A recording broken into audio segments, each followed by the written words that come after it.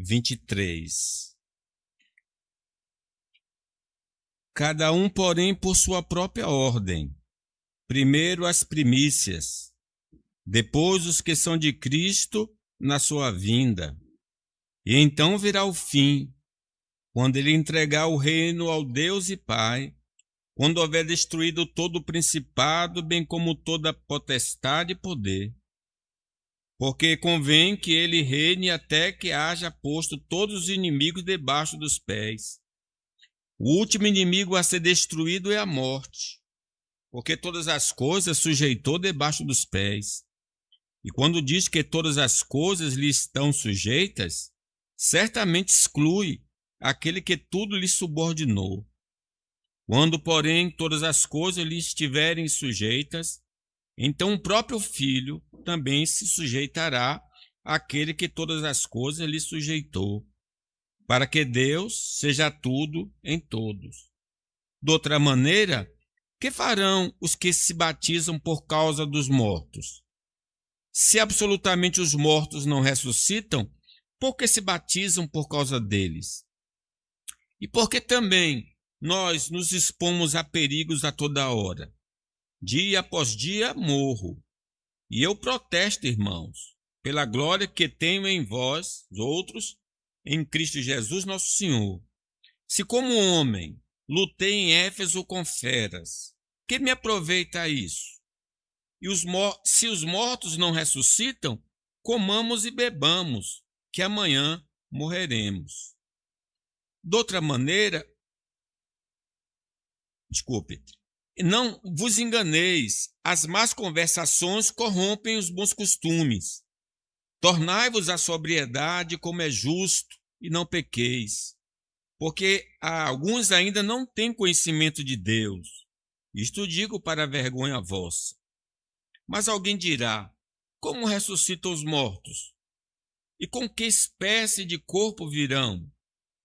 Insensato, aquilo que semeias não nasce se primeiro não morrer. Quando semeias, não semeias o corpo que vai nascer, mas apenas a semente, assim como a semente de trigo ou outra qualquer. Mas Deus lhe dá um corpo como determinou, e a cada espécie de semente ele dá o corpo apropriado. Nem toda a carne é a mesma. Os seres humanos têm uma espécie de carne, os animais outra, as aves outras e os peixes outra. Também há corpos celestes e corpos terrestres, mas um é a majestade do celeste e outra a dos terrestres. Um é a majestade do sol, outro a majestade da lua e outro a majestade das estrelas, porque uma estrela distingue-se em majestade de outra estrela. Assim também a ressurreição dos mortos. Semeia-se um corpo perecível e ressuscita imperecível. Semeia-se em desonra, ressuscita em glória. Semeia-se em fraqueza, ressuscita em poder. Semeia-se um corpo natural, ressuscita um corpo espiritual. Se há corpo natural, há corpo também espiritual. Assim também está escrito: Adão, o primeiro homem, tornou-se ser vivente, e o último Adão, espírito que dá vida. Mas primeiro não veio o espiritual, e sim o natural. Depois veio o espiritual. O primeiro homem foi feito do pó da terra, o segundo homem é do céu. A semelhança do homem terreno, assim também são os da terra. E a semelhança do homem celestial, assim também são os do céu. Assim como trouxemos a imagem do homem terreno, traremos também a imagem do homem celestial. Mas digo isso, irmãos: carne e sangue não podem herdar o reino de Deus, nem o que é perecível pode herdar o imperecível. Eu vos digo um mistério: nem todos iremos falecer, mas todos seremos transformados. no momento, no abrir e fechar de olhos, ao som da última trombeta, porque a trombeta soará e os mortos ressuscitarão imperecíveis, e nós seremos transformados.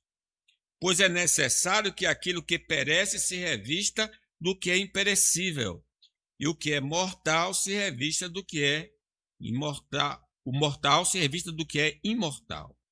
Mas quando o que perece se revestir do que é imperecível, e o que é mortal se revestir do que é imortal, então se cumprirá a palavra escrita: a morte foi engolida pela vitória.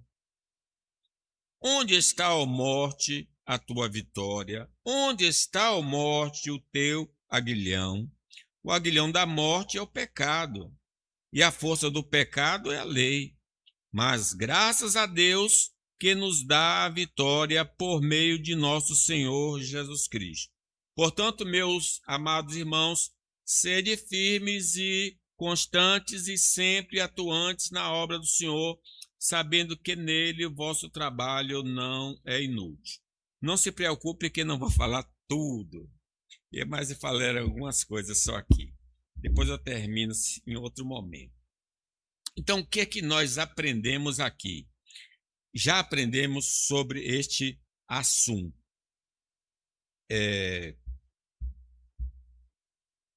Primeiro que a ressurreição... Ana está botando aí? A ressurreição dos mortos, ela deve ser crida de maneira permanente. Isto é uma doutrina que não pode mudar no cristianismo, do começo ao fim. Se a pessoa não crê que os mortos vão voltar à vida, então ela não pode ser uma cristã verdadeira. A segunda, a verdade que nós já aprendemos, é que a ressurreição dos mortos faz parte da essência do Evangelho. Não é só que Jesus morreu, Jesus também ressuscitou. Uma complementa a outra. Ele morreu pelos nossos pecados e ressuscitou para a nossa justificação. A terceira verdade é que a ressurreição dos mortos, se for negada, anula a ressurreição de Cristo. Então, alguns acreditam que os mortos não vão ressuscitar. Quem faz essa afirmativa está dizendo que Cristo não ressuscitou. Agora, no ponto 4, nós vimos que os efeitos prejudiciais à vida cristã se Cristo não ressuscitou. Ele fala que a pregação é inútil e quem crê também está perdendo tempo. Os irmãos podem ver no site da igreja. Em quinto lugar, a ressurreição dos mortos é precedida pela ressurreição de Cristo. Mas, de fato, Cristo ressuscitou dentre os mortos, sendo ele as primícias. Então, ele foi a primeiro da ressurreição para não mais morrer, e depois os crentes. Em sexto lugar, a ressurreição dos mortos é uma ação do Senhor Jesus. Quem é que vai ressuscitar os mortos? O Senhor Jesus Cristo. Ele recebeu este poder. E a última afirmação que nós fizemos é que a ressurreição dos mortos para a vida eterna será dada àqueles que estão em Cristo.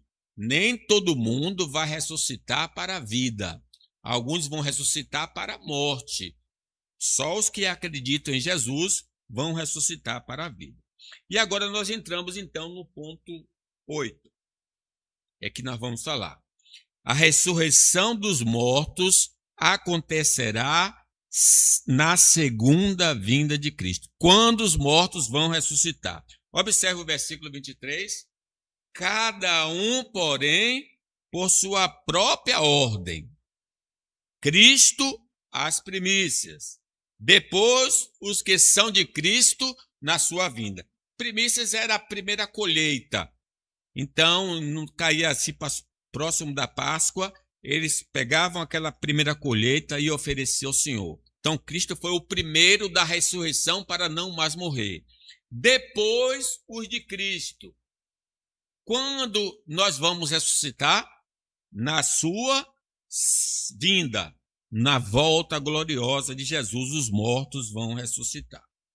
A Bíblia nos aponta para um único e grandioso desfecho. Não haverá múltiplas ressurreições fragmentadas, mas um levante universal de todos os mortos no momento do retorno de Cristo. Os que acreditam no que Deus vai reinar durante 1000 anos, pré-milenistas, pós-milenistas, eles acreditam que haverá várias ressurreições, mas a Bíblia só fala de 2 ressurreições, a de Cristo e a dos santos no último dia. Justos e injustos despertarão simultaneamente para o encontro com a eternidade. Nesse dia, até os descrentes que morreram vão voltar à vida. Esta data, porém, permanece guardada no conselho secreto de Deus. É um mistério oculto aos anjos, aos homens e ao próprio Cristo em sua condição messiânica, pertencendo exclusivamente ao conhecimento do Pai. Só o Pai sabe esse dia que vá à volta gloriosa de Jesus. Nossa missão, então, não é decifrar o calendário, mas estarmos prontos para o chamado que ecoará por todo o universo. Vamos ver, Daniel 12. Muitos dos que dormem no pó da terra ressuscitarão, uns e outros para vergonha e horror eterno. Então, haverá uma ressurreição simultânea dos crentes e descrentes. O ocultamento da data da segunda vinda de Cristo é um convite diário ao arrependimento e à fé. Como não sabemos nem o dia nem a hora, prepara-te para encontrar com o Senhor teu Deus. Deus não nos deu um calendário, mas uma missão: estarmos prontos. Todo mundo tem de estar pronto aqui.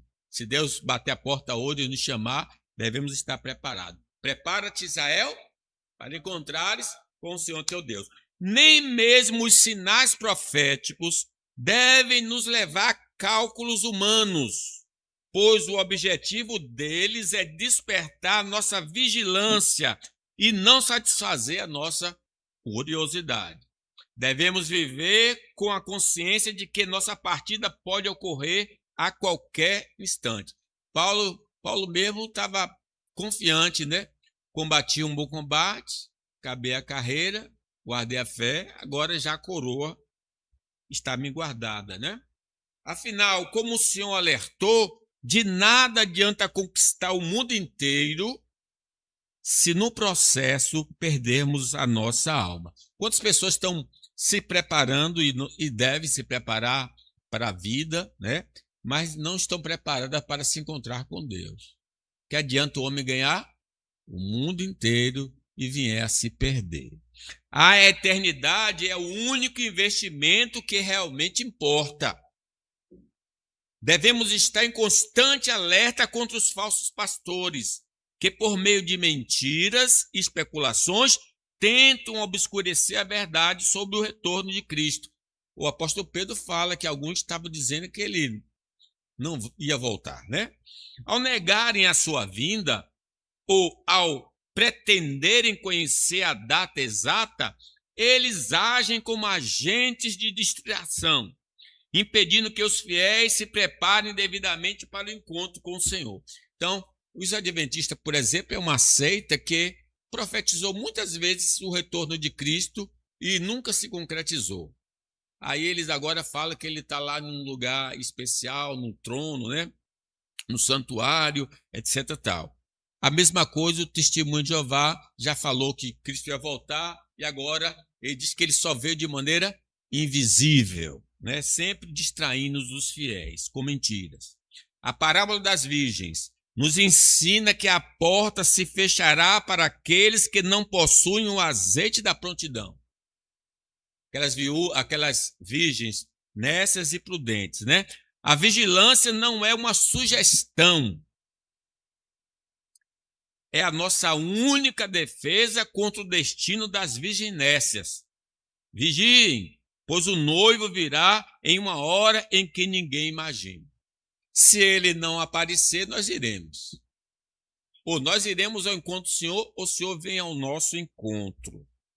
Nossa alma deve clamar com intensidade pelo retorno de Cristo. Maranata,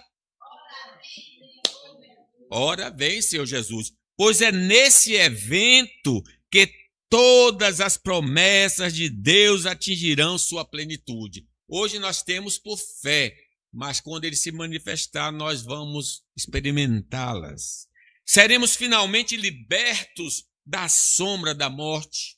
O sofrimento baterá em retirada e a tristeza perderá o nosso endereço para sempre. Enxugará dos nossos olhos toda lágrima. Na presença do Rei, a doença será uma memória esquecida e o pecado não mais habitará em nosso ser.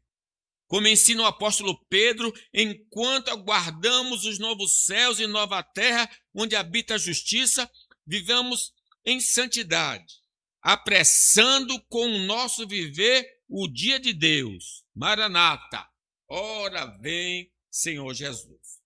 O dia do juízo não será um momento de escolhas, mas de consequências. A igreja romana ensina que se uma pessoa morre, vai para o purgatório e aí os seus parentes fazem boas obras e missas para tirar a pessoa daquele lugar. Não. Ao homem está ordenado morrer uma vez. Depois disso, segue-se o juízo. A oportunidade de definir o tipo de ressurreição que teremos, se para a vida ou para a morte, encerra-se com o nosso último suspiro na terra. Por isso está escrito: se hoje ouvires a voz do Senhor, não endureçais o coração. Não haverá segunda chance diante do trono de Deus. Para sermos agraciados com a ressurreição para a vida, a decisão precisa ser feita hoje, através do arrependimento sincero e da fé inabalável no sacrifício de Cristo. Somente o sangue do Cordeiro pode garantir que o nosso despertar seja para a glória e não para a vergonha eterna. Por isso precisamos olhar somente para Jesus, autor e consumador da fé. 9.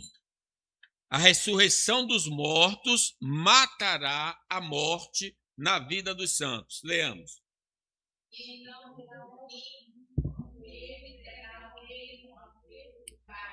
Quando houver destruído todo o principado, bem como toda a potestade e poder, porque convém que ele reine até que haja posto todos os inimigos debaixo dos pés.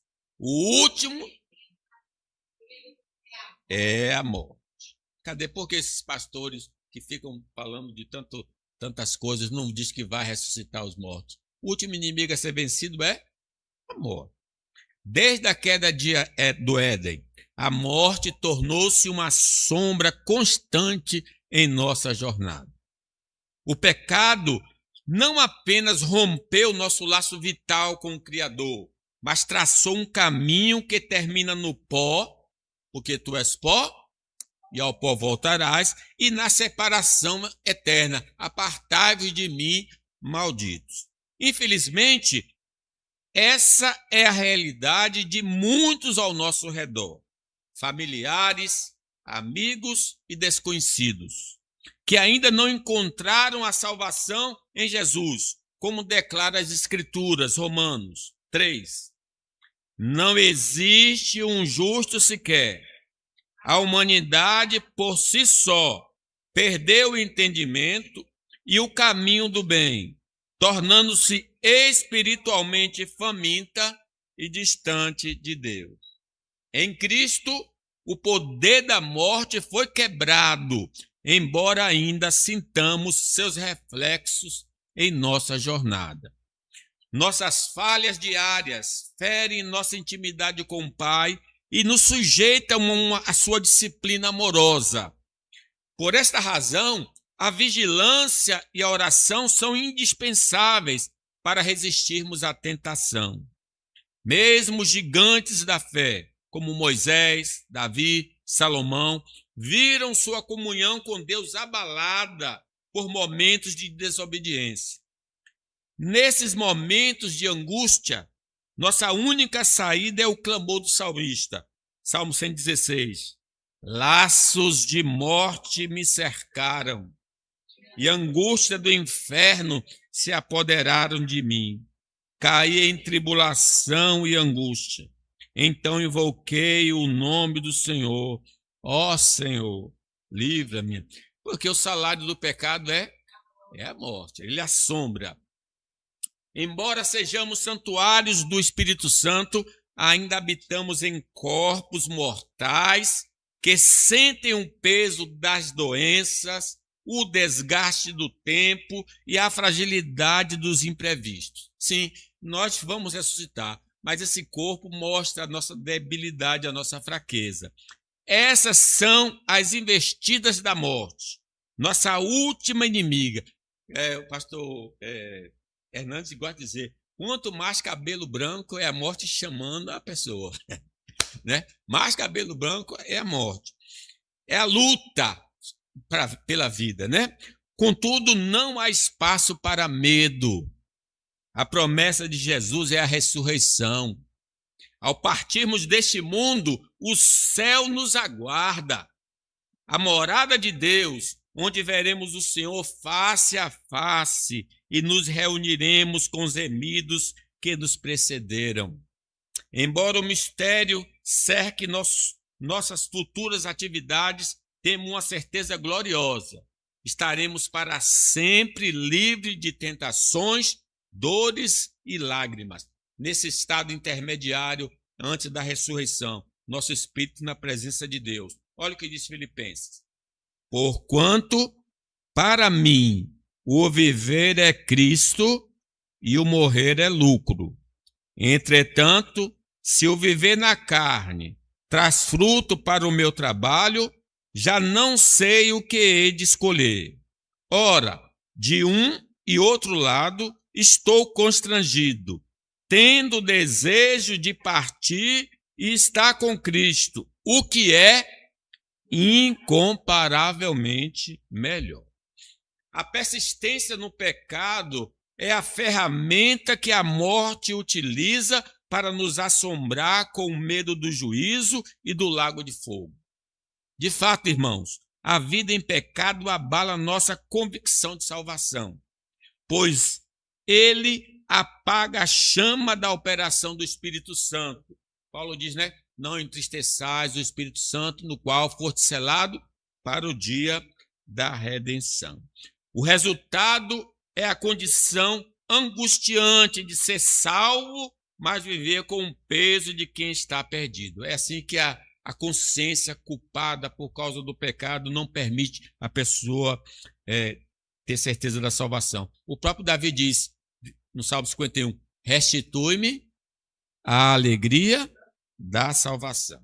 No entanto, ao abandonarmos o pecado, nossa comunhão com o Pai é restaurada, a alegria da salvação inunda o coração e o fantasma da morte eterna é definitivamente afugentado. Salmo 23, leia comigo. Ainda que eu ande pelo vale da sombra da morte, não temerei mal nenhum, porque tu estás comigo. O teu bordão e o teu cajado me consolam. Infelizmente, irmãos, caminhar sem Jesus é marchar de braços dados com a morte, permitindo que ela dite o ritmo de nossas aflições. No entanto, quando lançamos nosso olhar de fé para o Senhor e reconhecemos o seu sacrifício em nosso favor, este vínculo é rompido. Somos libertos dessa amizade sombria para finalmente abraçarmos a vida com a nossa nova, inseparável companheira que é a vida. Por isso Mateus diz, vinde a mim, todos que estáis cansados e sobrecarregados, e eu vos aliviarei. Tomai sobre vós o meu jugo. Aprendei de mim, porque sou manso e humilde de coração, e achareis descanso para a vossa alma, porque o meu jugo é suave e meu fardo é leve.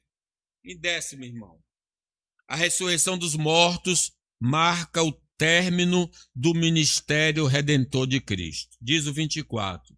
E então virá o fim, quando ele entregar o reino ao Deus e Pai, quando houver destruído todo o principado, bem como toda potestade e poder, porque convém que ele reine até que haja posto todos os inimigos debaixo dos pés. Porque todas as coisas sujeitou debaixo dos pés. E quando diz que todas as coisas lhe estão sujeitas, certamente exclui aquele que tudo lhe subordinou. Quando, porém, todas as coisas lhe estiverem sujeitas, então o próprio Filho também se sujeitará àquele que todas as coisas lhe sujeitou, para que Deus seja tudo em todos. Como bem sabemos, a morte física é o último inimigo a ser derrotado por Jesus. Quando a obra da redenção atingir sua plenitude, todos os adversários do Senhor serão definitivamente lançados no lago de fogo. Nesse momento, a vitória de Cristo será absoluta. O pecado, a dor e a própria morte deixarão de existir, dando lugar ao domínio eterno e perfeito do nosso Rei, como diz Apocalipse 20. O diabo, o sedutor deles, foi lançado para dentro do lago de fogo e enxofre, onde já se encontram não só a besta, como também um falso profeta, e serão atormentados de dia e de noite pelos séculos dos séculos. Então, a morte e o inferno foram lançados para dentro do lago de fogo. Esta é a segunda morte, o lago de fogo. A derrota final dos adversários de Deus marcará o início de uma nova era de paz sem fim. Revestido de uma nova natureza, nosso coração estará em perfeita sintonia com a santidade de Deus, porque lá não pecaremos mais. Naquele novo lar, as influências deste mundo decaído serão substituídas pela essência divina. E nossos ouvidos estarão atentos ao único comando, a voz amorosa e poderosa do nosso Criador. Apocalipse 21. A cidade não precisa nem de sol, nem de lua para lhe darem a claridade, pois a glória de Deus a iluminou, e o Cordeiro é a sua lâmpada. As nações andarão mediante a sua luz, e os reis da terra lhe trazem a sua glória. As suas portas nunca jamais se fecharão de dia, porque nela não haverá noite. E lhes trarão a glória e a honra das nações. Nela nunca jamais penetrará coisa alguma contaminada, nem o que pratica abominação e mentira, mas somente uns escritos no livro da vida do Cordeiro. Uma vez que todos os inimigos de Deus tenham sido subjugados e não reste mais necessidade de batalha, o Filho completará sua missão. Em um ato de suprema submissão e glória, Cristo transferirá o reino ao Pai Celestial, para que Deus seja finalmente tudo em todos. É o ápice do plano da redenção, em que a autoridade retorna à fonte de todas as coisas em perfeita harmonia, como diz Paulo aí em 1 Coríntios 15, 28. Quando, porém, todas as coisas lhe estiverem sujeitas, então o próprio Filho também se sujeitará àquele que todas as coisas lhe sujeitou, para que Deus seja tudo em todo. Enquanto aguardamos, irmãos, o glorioso momento da ressurreição, Nossa jornada deve ser pautada pela fé inabalável nas promessas divinas. Se creres, verás a glória de Deus. Embora ainda enfrentemos as limitações da nossa fragilidade humana e a realidade da morte, devemos cultivar a paciência. Quem já comprou o seu endereço eterno, endereço temporário, né? Começa a pagar para não dar dor de cabeça à família na hora de sepultar, né? Nossa esperança, irmãos, é real. Quando Cristo retornar, ele transformará nossa humilhação, revestindo-nos com um corpo glorioso e imortal. Sempre seremos confrontados por tentações que visam nos afastar do caminho do Senhor. Seja apelo das paixões mundanas, pelas ameaças à nossa segurança e bens, ou pelo engano de falsos ensinos. Contudo, se permanecermos firmes e perseverarmos, a nossa recompensa será sublime. Vinde, benditos do meu Pai, possuí por herança o que está reservado para vós desde a fundação do mundo. Infelizmente, muitos, tanto dentro quanto fora das comunidades de fé, ainda não experimentaram o verdadeiro novo nascimento e, consequentemente, permanecem distantes da promessa da vida eterna. E isso ocorre quando não há uma ruptura real com os hábitos pecaminosos, nem uma confiança em Jesus.